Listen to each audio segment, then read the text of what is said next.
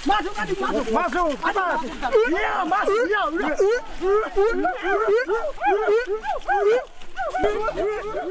Kayu besi rawa sepanjang 17 meter ini disiapkan untuk membuat salib. Melihat panjangnya, timbul pertanyaan, siapakah yang akan disalib? Siapapun itu, pasti sesuatu yang lebih besar dari mereka. Tapi Frankie Woro, Casimilus Awe, dan warga suku Auyu di Papua Selatan ini tak akan melukai siapapun. Mereka memakai salib ini sebagai tanda perlawanan.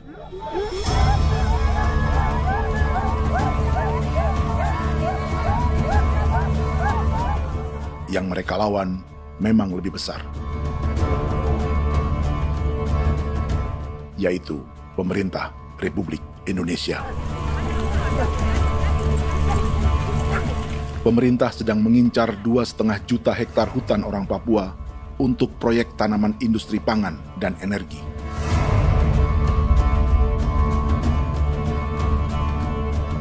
Ratusan kilometer dari salib orang-orang Auyu itu, orang Muyu sedang menyiapkan gerakannya sendiri.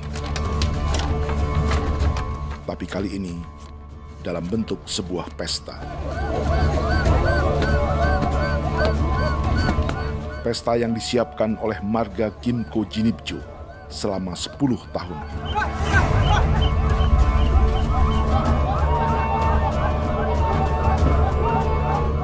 Sosok di marga ini adalah Willem Kimco, orang asli Papua yang tak punya kartu identitas kewarganegaraan manapun.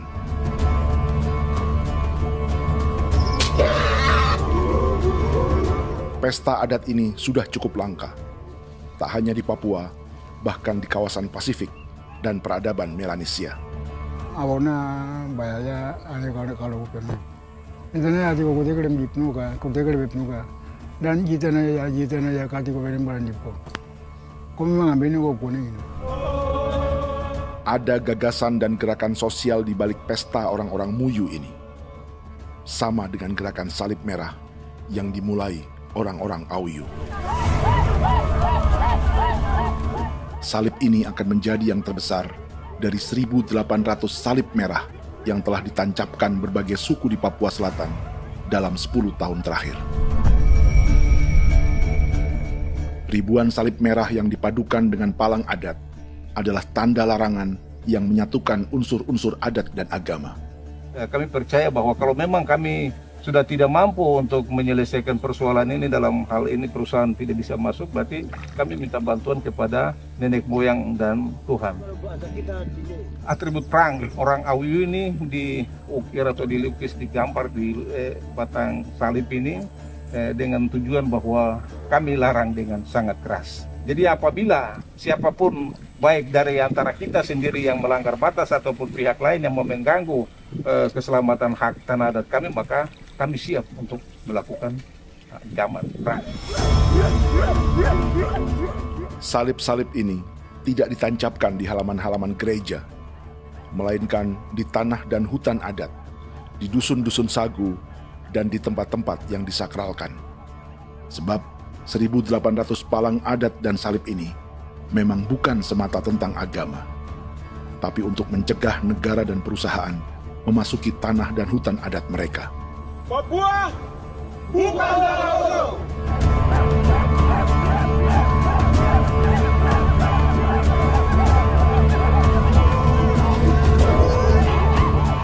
Di zaman TikTok ini, kami ingin menceritakan semua ini lewat film yang pendek.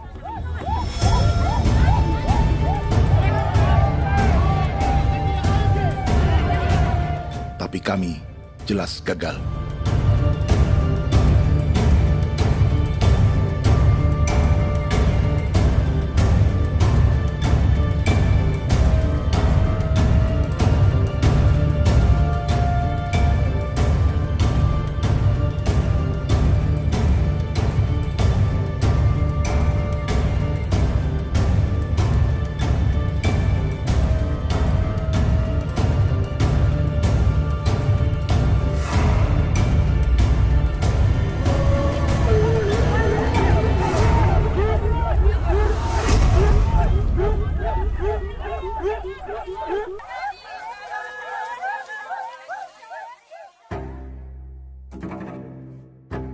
Di planet ini, ada 5 pemilik hutan hujan tropis terluas yang tersisa. Kongo di Afrika, Brazil, Peru, Bolivia, dan Indonesia.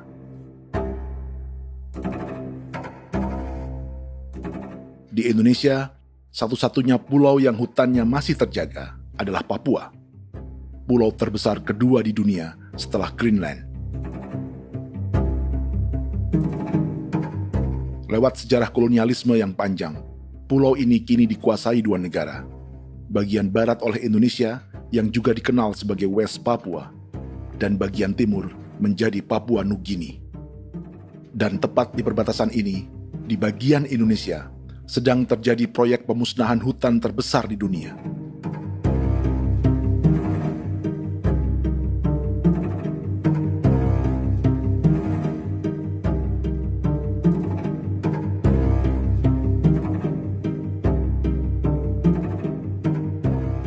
Pemerintah Indonesia sedang membuka lebih dari 2,5 juta hektar hutan untuk sawit, tebu, padi, dan peternakan.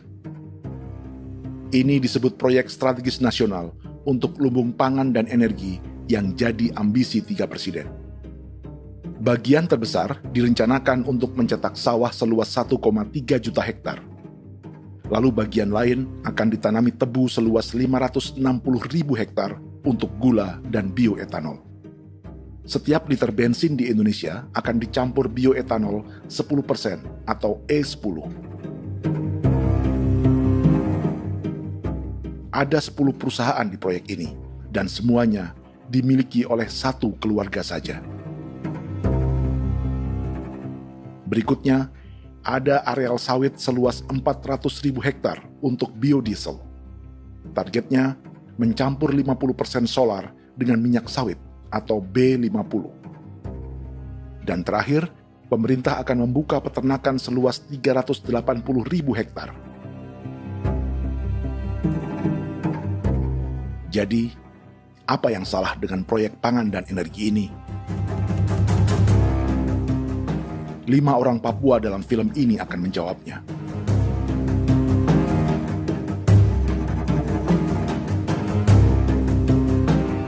Yang pertama adalah Yasinta Moiwen dari suku Marin.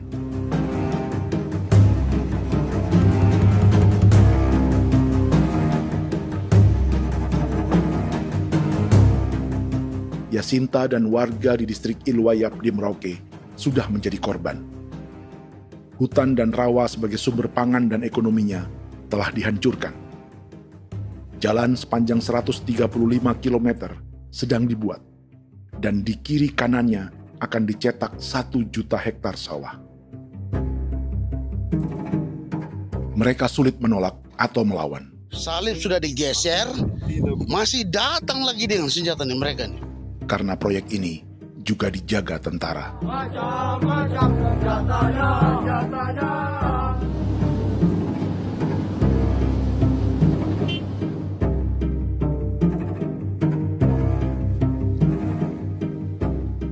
Yang kedua adalah Natalis Buer di distrik Tanah Miring, Merauke.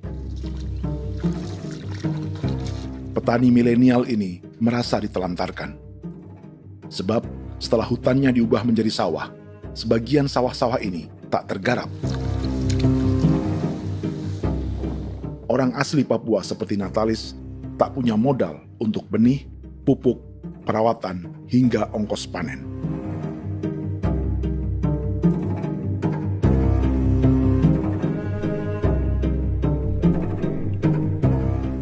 Orang ketiga adalah Vincent Kuipalo dari suku Yenan di distrik Jagebob, Merauke. Vincent dan suku Ye sedang menjadi korban. Hutan adat orang-orang Ye sedang dihancurkan untuk perkebunan tebu dan bioetanol. Tanah mereka juga diincar untuk markas-markas militer, pasukan yang akan menjaga proyek pangan dan energi ini.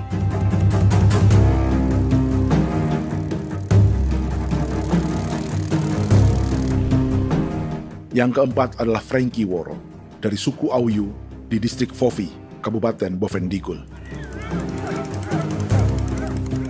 Hutan dan tanah mereka terancam perluasan perkebunan sawit untuk campuran biodiesel atau B50. Orang-orang dari suku Auyu ini adalah calon korban. Merekalah salah satu pelopor gerakan Palang Adat dan Salib Merah. Meski kadang berseberangan dengan gereja yang mereka anggap lebih mendukung pemerintah dan perusahaan.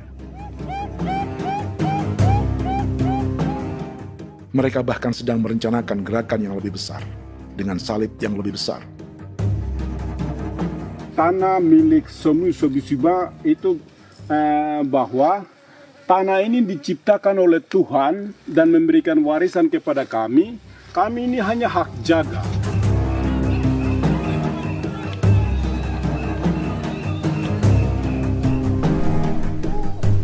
Sosok kelima adalah Willem Kimco dari suku Muyu di Bovendigul. Tokoh adat dari Muyu ini hidup di garis belakang proyek negara, sehingga belum menjadi korban. Tapi mereka sedang bersiap menghadapi segala kemungkinan. Tinggal di belantara dan perbatasan membuat sebagian mereka tak punya status kewarganegaraan. Tapi mereka telah hidup jauh sebelum ada Indonesia atau Papua Nugini.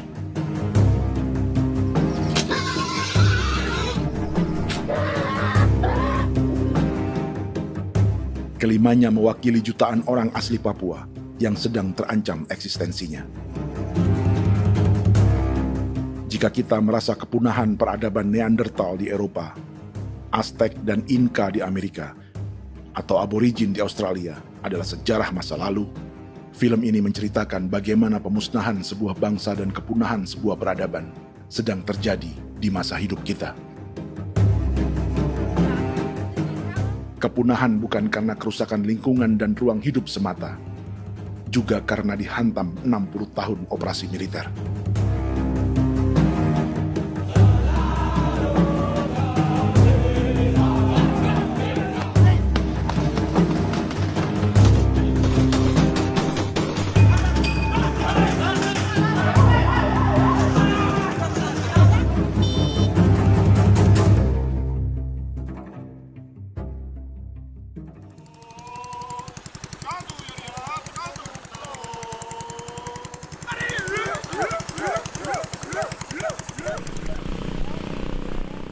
Frankie Woro dan orang-orang Auyu sedang berburu. Tapi lokasi perburuan mereka mulai dikuasai perusahaan perkebunan sawit.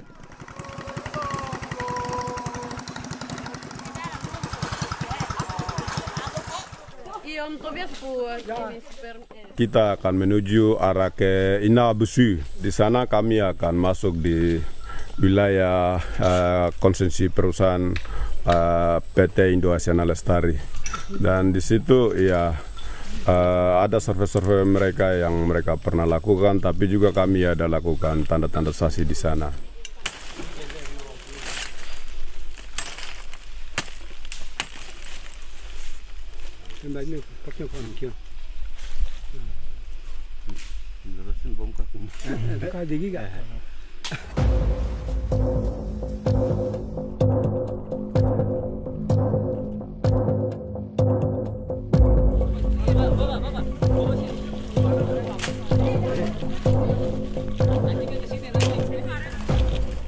Dapat dengan yang induknya, tapi karena induknya dia lari dan terlambat kerja, akhirnya yang bisa kita dapat dia punya anak ini saja. Ini kalau pakai bahan kayak hasil.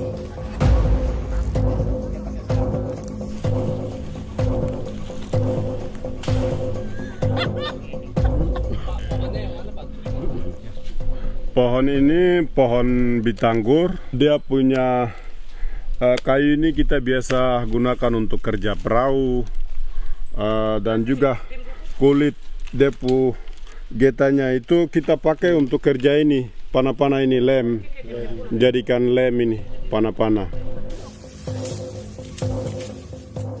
Hutan ini adalah supermarket bagi suku Auyu. Juga lumbung pangan atau bank untuk menyimpan deposito kekayaan alam. Hutan juga tempat yang penuh dengan sejarah suku, situs budaya, dan tempat-tempat sakral. Inilah yang sedang mereka pertahankan dari incaran pemerintah dan perusahaan. Untuk semua alasan ini, mereka menancapkan ribuan salib merah.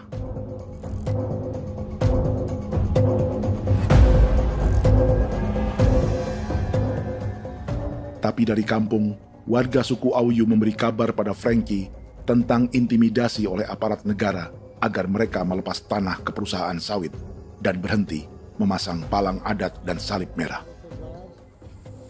Ada beberapa titik yang saya sudah siap, tetapi di sini emergensi dari saya, terutama di Kampung Sokangon, PT Damai Timber. Dia mengganggu saya dengan menggunakan kekerasan maupun pihak hukum. Dan kemarin saya ada pernyataan penolakan secara resmi, tapi masih tetap dengan menggunakan pihak hukum untuk masuk, untuk harus dituntut saya untuk harus diterima perusahaan itu. Kita di situ ada 15 marga, tetapi 15 marga juga tidak setuju. Marga-marga siapa yang terima dan marga-marga mana saja yang menolak. Nanti kita lihat dari pertimbangan itu, dan di situ dan kita undang mereka untuk bicara dengan kami. Sebagai sosok yang aktif dalam gerakan, warga Auyu terus memberi informasi lapangan kepada Frankie yang tak selalu berada di kampungnya. Izin pernyataan yang mereka paksa saya untuk tanda tangan itu, tapi sementara saya tidak tanda tangan. Data semua ada di tangan saya. Ya. Baik, kalau gitu itu lebih bagus karena tanda tangan itu yang berbahaya. Iya. Tanda tangan itu yang lebih berbahaya karena sekarang ini modern dan canggih, dan itu yang mereka biasa pakai untuk tipu muslihat. Mereka biasa pakai itu di tanda tangan itu. Betul. Dari Bambisa juga di Sofia dia masuk untuk memaksakan kami marga untuk harus menerima perusahaan itu. Tapi kemarin kami sudah menolak. Babinsa nama bosku. Babinsa di sini nama bosku. Itu yang sekarang strategi militer yang sekarang mereka pakai. Jadi yang penting masyarakat itu yang benar-benar mau menolak siap dukung ketua marga siapa yang nanti tampil. Ini adalah peta konsesi sawit untuk biodiesel dalam proyek strategis nasional. Dan di distrik Fofi inilah, orang-orang Auyu hidup dari sungai dan hutan. Tapi Frankie di Bovendigul masih lebih beruntung. Setidaknya dibandingkan Yasinta Moyen di Merauke yang sudah kehilangan hutan dan rawanya.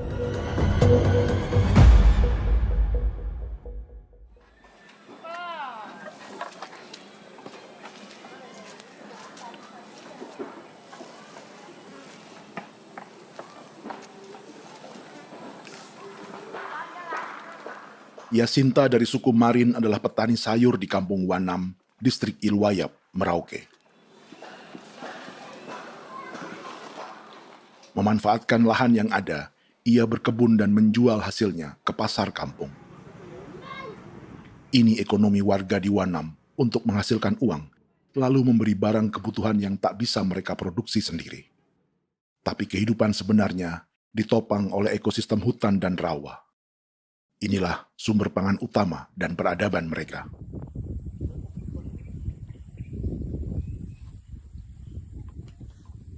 Namun ketenangan ini diusik ketika tiba-tiba pada Mei 2024, di Pelabuhan Wanam datang ratusan alat berat untuk proyek pangan dan energi pemerintah.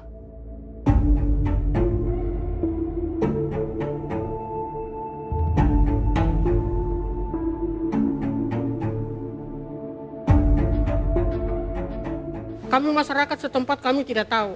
Kami kaget pagi-pagi kapal sudah ada di pelabuhan kami.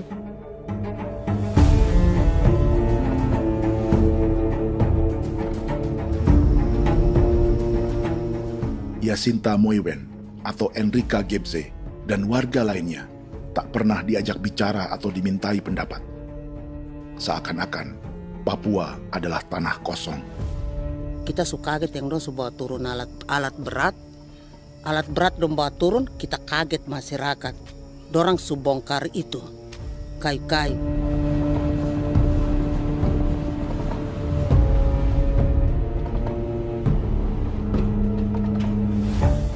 Bersamaan dengan alat-alat berat itu, juga berdatangan tentara Indonesia untuk mengawal proyek pembukaan hutan milik Jacinta.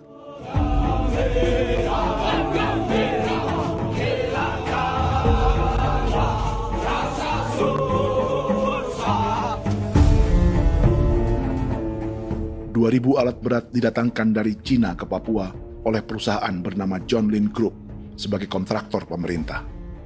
Ini disebut sebagai pesanan eskavator terbesar di dunia dengan nilai 4 triliun rupiah. Misinya membuka hutan dan rawa milik orang Marin, salah satunya untuk membangun jalan sepanjang 135 km. Sementara di kiri kanannya akan dicetak sawah yang ditargetkan seluas 1,3 juta hektar. Jalan berupa garis lurus ini bukan rute tradisional ekonomi masyarakat. Jalan ini akan menghubungkan kawasan perkebunan sawit dan tebu di sebelah timur, juga untuk mobilisasi pasukan militer. John Lin Group adalah perusahaan yang dimiliki Andi Samsudin Arsyad atau yang dikenal dengan Haji Isam. Sebagian orang mengenalnya sebagai pengusaha yang hobi balapan mobil.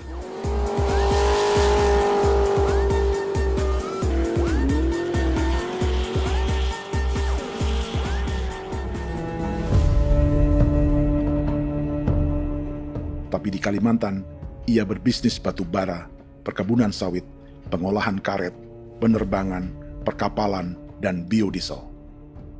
John Lin Group kini juga menjadi pemilik perkebunan tebu dan pabrik gula terbesar di Indonesia. Sayapnya melebar dari Kalimantan hingga ke Bombana, Sulawesi Tenggara. Perkebunan tebu, pabrik gula, dan industri bioetanol inilah yang juga sedang dikembangkan di Papua. Foto ini adalah momen ketika Isam bersama kerabatnya, Menteri Pertanian Amran Sulaiman dan Menteri Pertahanan Syafri Samsudin meluncurkan program biodiesel atau B50 di Kalimantan Selatan.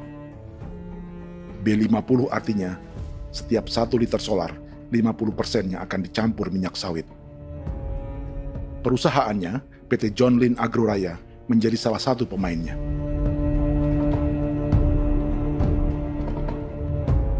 Sepanjang tahun 2025, saham PT John Lin Agroraya pernah naik hingga 700%.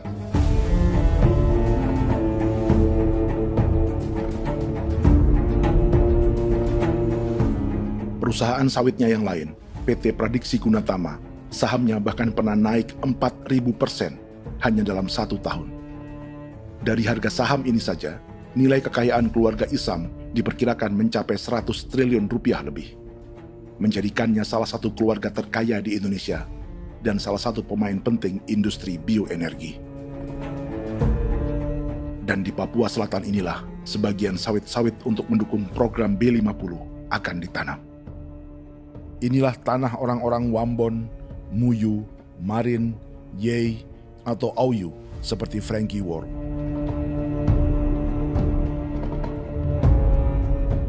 Haji Isam pernah menjadi tim kampanye nasional Presiden Joko Widodo dalam pemilu 2019 saat melawan Prabowo.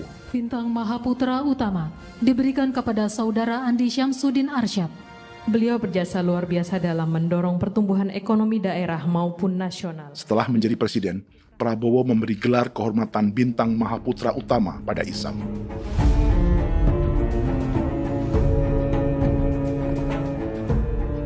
Sejumlah menteri Prabowo, juga kerabat dan orang-orang yang pernah bekerja di perusahaan Isam.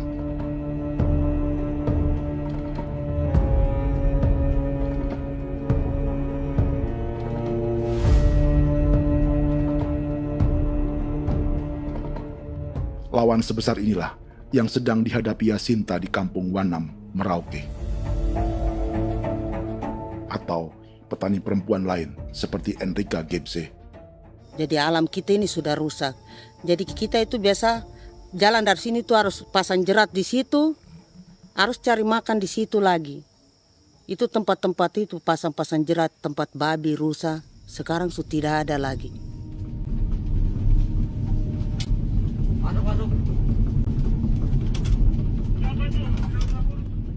Rekaman ini memberi gambaran bagaimana Kasuari kehilangan rumah di bekas hutan dan rawa yang telah dibabat.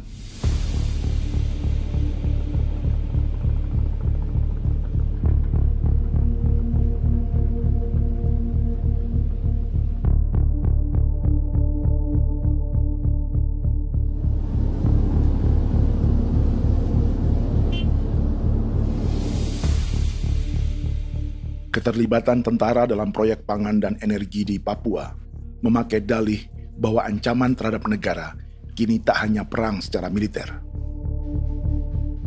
tapi juga melalui pangan dan energi. Kementerian Pertahanan pun terlibat karena proyek ini dianggap operasi militer selain perang.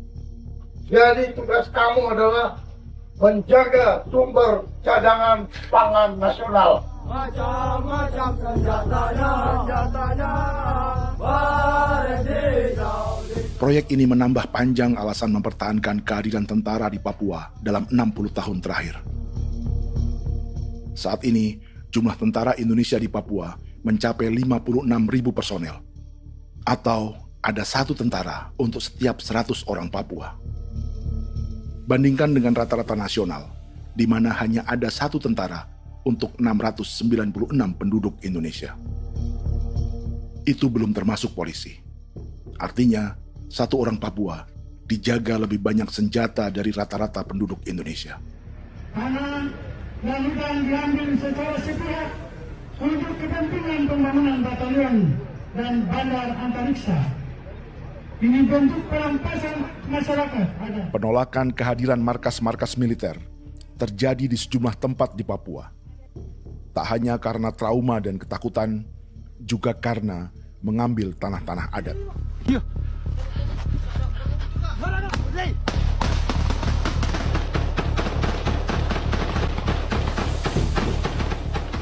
Salah satu alasan mengapa militer terus ditambah di Papua, karena masih ada perlawanan dari Organisasi Papua Merdeka atau OPM selama 50 tahun terakhir. Ayo. Tapi kekuatan militer OPM diperkirakan hanya 1.430 personel dan 360 pucuk senjata. Selebihnya, mereka menggunakan senjata tradisional.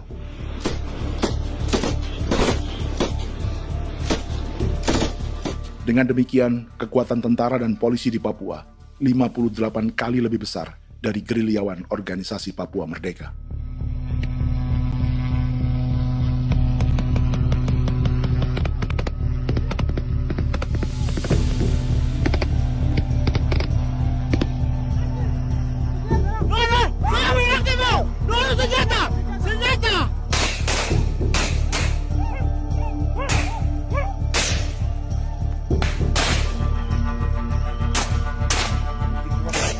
Sebagian tentara berada di garis depan pertempuran, tapi sebagian besar lainnya terlibat operasi non-tempur menjaga proyek pemerintah dan investor swasta.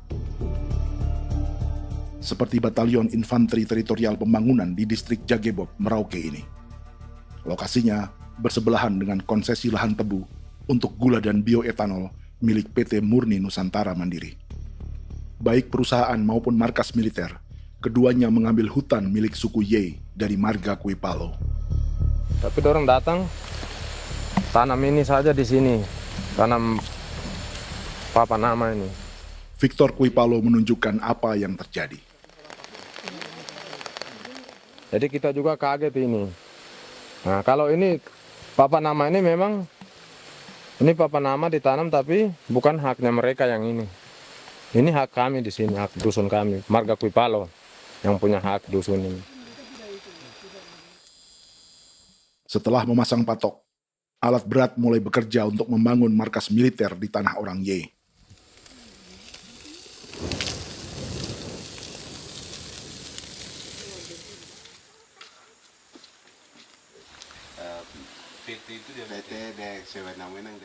Kehadiran markas militer mengkhawatirkan warga yang pernah mengalami trauma. Takut kenapa? Kalau macam yang awal macam sekarang bu kampung hidup ini kan aman. Terus kenapa harus didirikan korem di sini? Bukankah dengan adanya Korem semakin aman ada tentara di sini? Kalau untuk kampung kayaknya tidak bisa aman kalau ada tentara, paling masyarakat dipukul itu ini. Kalau kampung hidup begini malah saya sejahtera dan saya punya masyarakat. Apa pernah ada pengalaman buruk sebelumnya dengan tentara di daerah sini? Ada yang cerita waktu pos-pos di sini tuh di 13, 12 itu zaman katanya Patimura. Memang kasihan. Malah kita punya orang ini yang dianiaya betul, dipukul.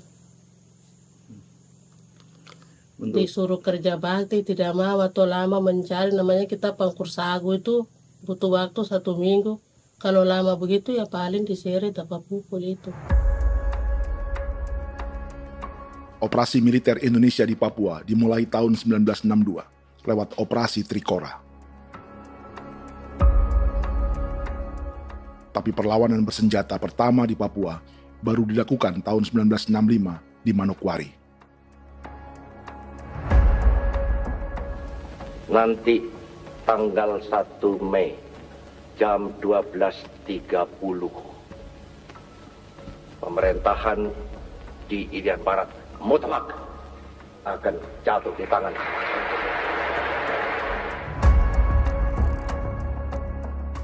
Sejak itu, selama 60 tahun, operasi militer untuk menaklukkan Papua terus dilakukan. Salah satu operasi militer paling berdarah adalah Operasi Wibawa untuk memenangkan Indonesia dalam jajak pendapat tahun 1969. 643 orang tewas di Paniai. Lalu disusul 4.146 korban tewas antara tahun 1977 hingga 1978.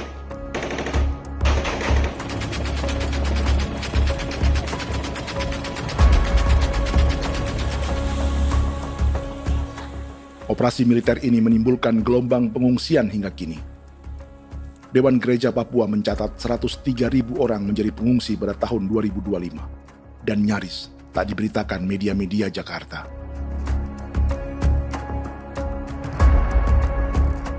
Jumlah pengungsi terbesar tercatat di Nduga yang mencapai 20.000 jiwa. Banyak di antaranya yang sedang hamil, seperti Jubiana, salah satu pengungsi Nduga. Jadi ini tagarik mesti kagi be muguruk berselari di namen wane gosel bigari me egirik menene an nimbo misle bok selar nene wam dak yak lek prak de oi gore bangal no so ndak lo yo nandam yanet ndang no yat de nanen di ko nerwa membri wal marwa egirik mener wa tri bel no semana ngal siya kaya berkumpit nyak masalah orena me woko suluk ri namen wani ko semane kuman nak wani ndemo ko ndak misri namen bre ko lo nak no semana ne be minit waru da kana bi ni dige war be mino pragit de laina bulan Maret April yana mana kantan barang na lire na bam ne Jubiana lalu menamai anaknya pengungsi Kogoya. Selain Jubiana, juga ada Emma dari Maibrat yang melahirkan di hutan. Sampai di kampung gini, katanya bilang ada tentara yang bangun jembatan.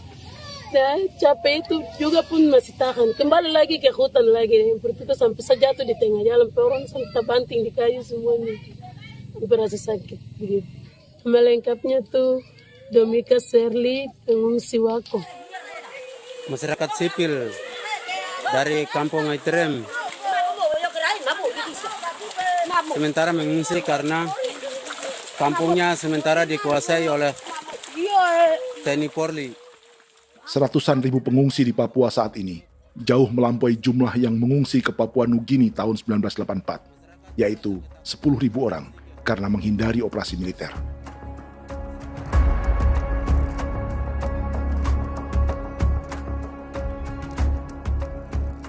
Bersamaan dengan operasi militer, eksploitasi sumber daya alam Papua juga dilakukan sejak masuknya tambang emas dan tembaga Freeport pada tahun 1967.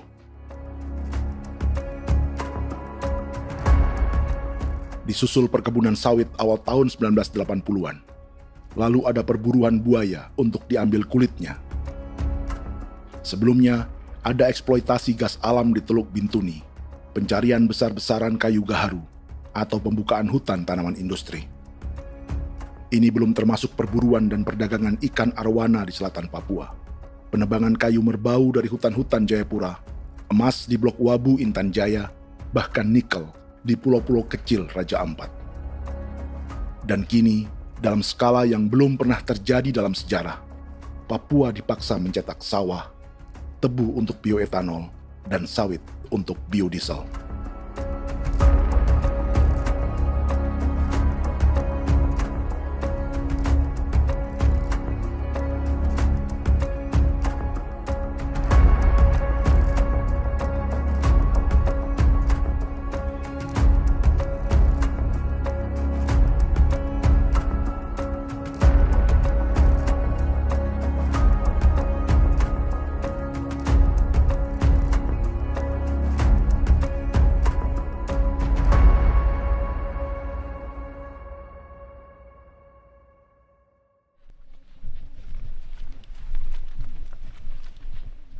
Inilah yang sedang menimpa keluarga Vincent dan Victor Kuipalo di Merauke. Hutan mereka diambil untuk markas militer dan industri perkebunan, PT Murni Nusantara Mandiri.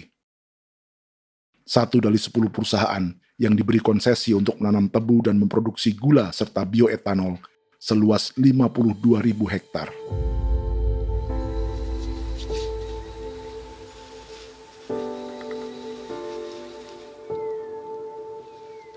Perusahaan ini dianggap mengambil hutan dan tanah orang-orang Ye, terutama marga Kuipalo, yang memiliki hak adat terhadap 2.300 hektar hutan.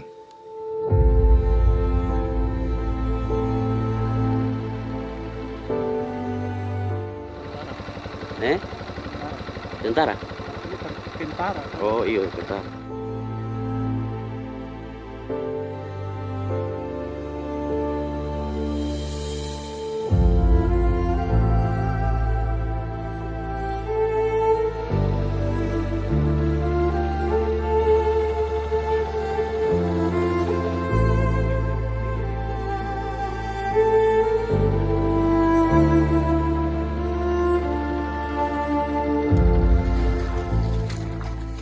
Keluarga Kuipalo sedang melihat apakah perusahaan semakin mengancam tanah mereka.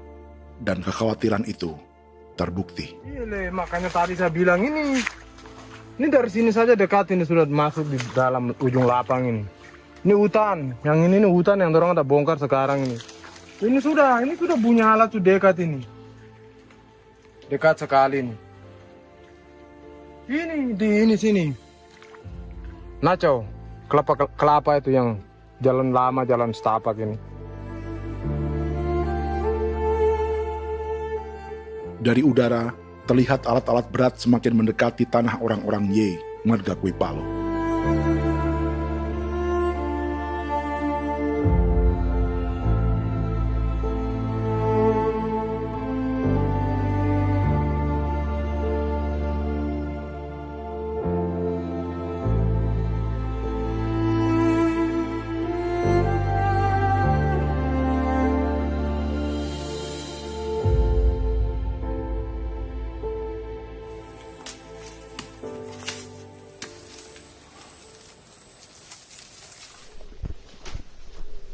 Keesokan harinya, Victor dan kerabatnya memberi tanda cat merah di pohon-pohon yang berada di batas tanah mereka.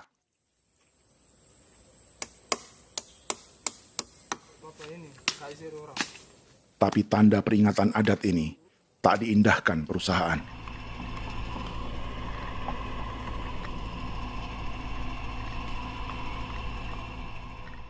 Dua bulan kemudian, perusahaan tetap memasuki tanah marga Kuipalo. Sama. Kami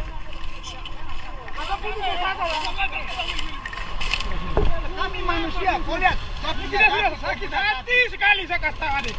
Ini sama baik ini kalau tidak berubah lagi adik. Kami juga punya tangan, hanya beda rambut. Mister itu juga. Wah, buka. Tidak.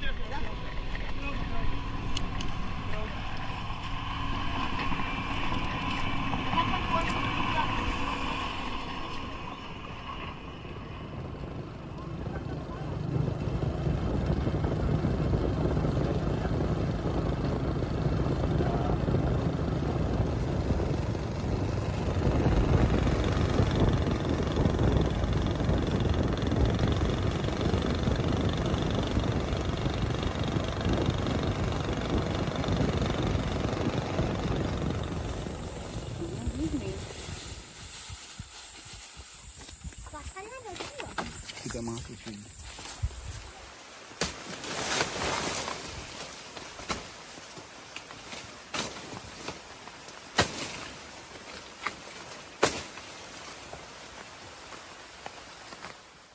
Jadi ya untuk itu seperti saya katakan tadi, apakah lebih baik kita tidak usah ada kan atau bagaimana, kita pisahkan, pisahkan dari negara ini kan, jangankan tuh. Saya kemarin bicara sama Daniel, datang sama saya dengan persoalan Kodam ini. Saya bilang, Pak Daniel, kalau lebih baik saya ngungsi ke Papua Nugini. Dia bilang, aduh Bapak jangan begitu. Ya memang, kalau tidak bisa menghargai kami, lebih baik pilihan yang itu yang saya memilih. Lebih baik saya pindah dari sini. Saya mengungsi ke Papua Nugini, di negara tetangga. Masih di laut. Apa? Ada ini. Saya bilang sama Kapolsek, Pak, Agustus ini, 17 Agustus saya tidak kasih naik bendera merah putih. Saya bendera ada, nanti saya taruh di meja. Bendera saya ada. Karena saya punya pikiran percuma kita ini merasa bahwa kita hidup di bawah naungan merah putih. Ternyata merah putih tidak lindungi kami. Tidak anggap kami sebagai kami rakyatnya. Dia lambang negara. Dan kami menghargai lambang negara itu. Ternyata lambang negara ini, kita bernaung di bawah lambang negara ini, kita tidak dilindungi. Hak kita tidak dihargai.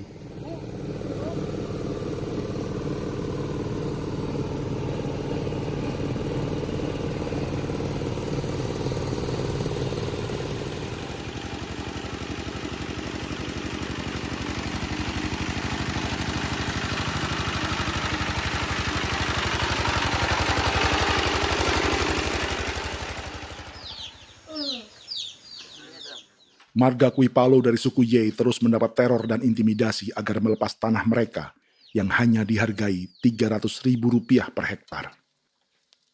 Tapi mereka tidak berjualan tanah.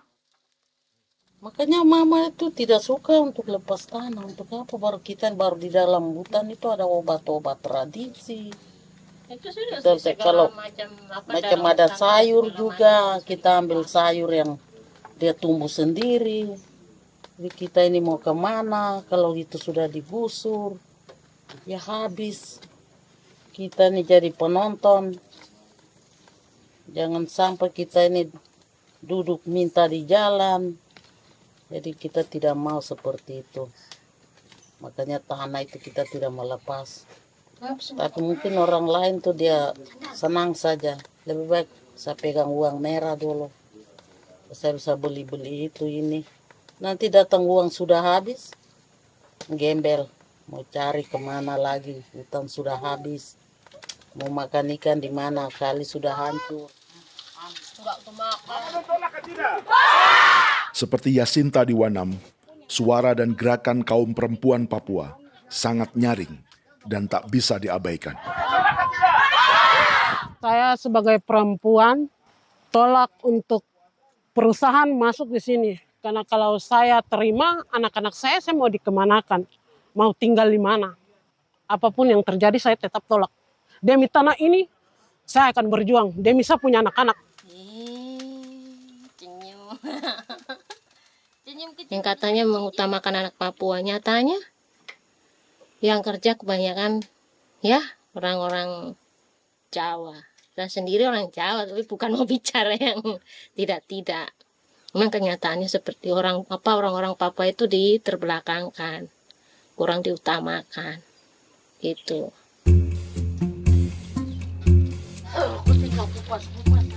Proyek food estate seperti mencetak sawah, bukannya tak diikuti warga Papua.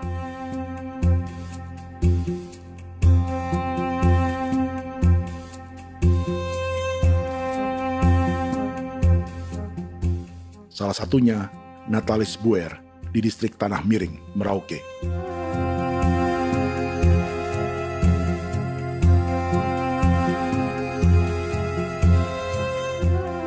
Setelah menghabisi hutan, pemerintah Indonesia mencetak sawah untuk tanaman padi karena beras mulai menjadi makanan pokok menggantikan sagu.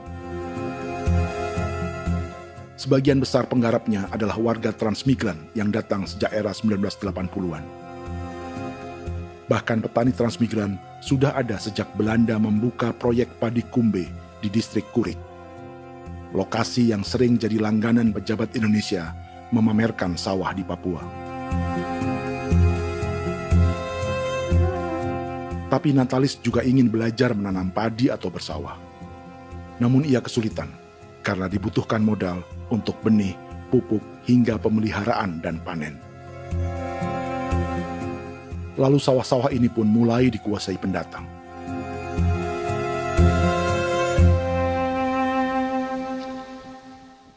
Tapi sejauh ini di kampung kami ini yang saya lihat memang ada kelompok kami punya di sini yang sudah tergabung dalam Gapoktan, kemudian masuk dalam optimalisasi lahan.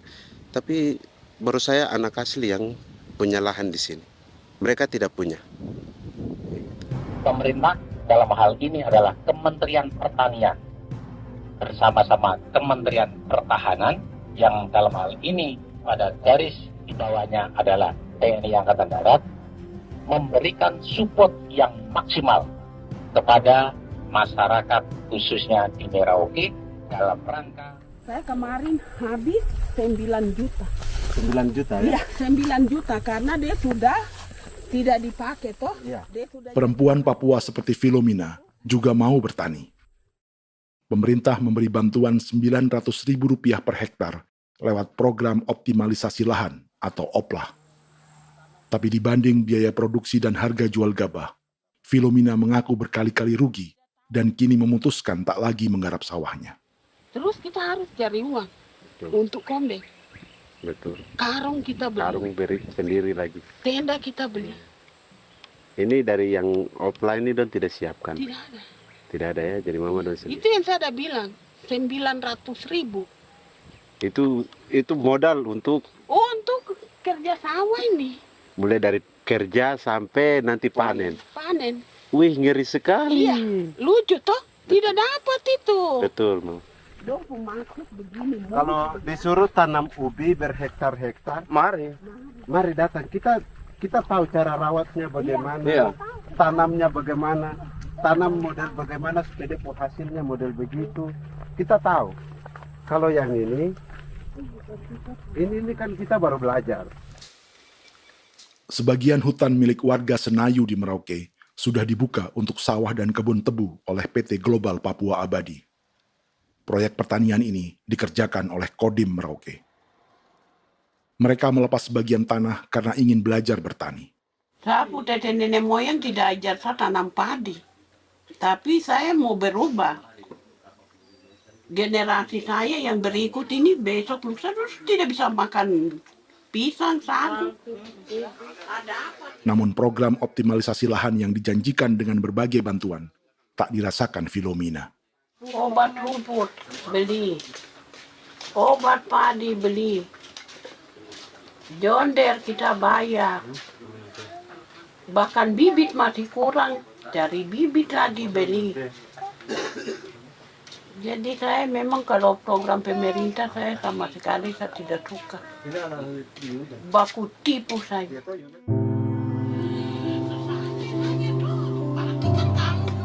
Mereka merasa ditinggalkan sendiri, jatuh bangun belajar bertani padi. Sementara sumber pangan dan air yang semula mudah didapat, kini telah berganti sawah dan kebun tebu. Dulu kita masih bisa jalan, nanti masak di kali, pakai air kali.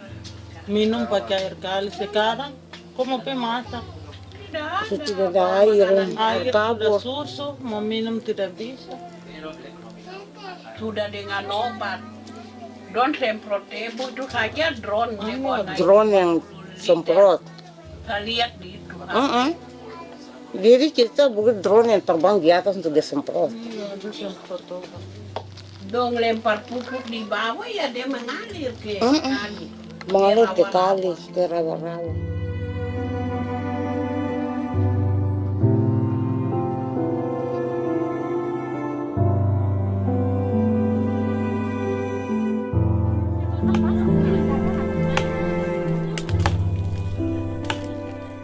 Seperti pertanian sawah bagi orang Bali atau Toraja, Bagi orang Auyu dan suku-suku lainnya di Papua Selatan, sagu juga bukan semata tentang pangan.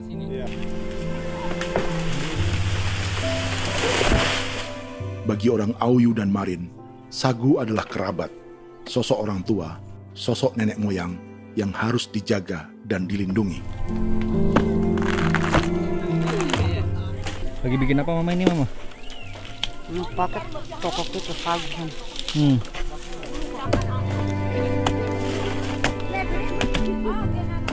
Kami diingatkan oleh leluhur, sagu itu tidak boleh digusur dan tidak boleh diganggu dengan cara apapun, dan di dalam rangka kepentingan apapun tidak boleh.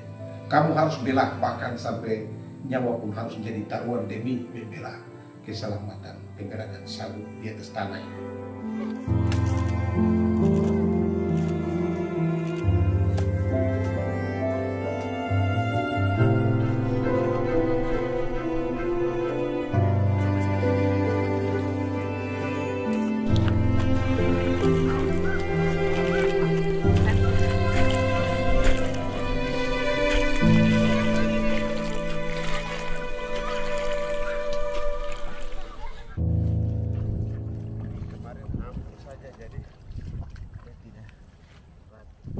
Menurut Natalis, pemerintah di Jakarta mendefinisikan lumbung pangan semata urusan beras dan mencetak sawah.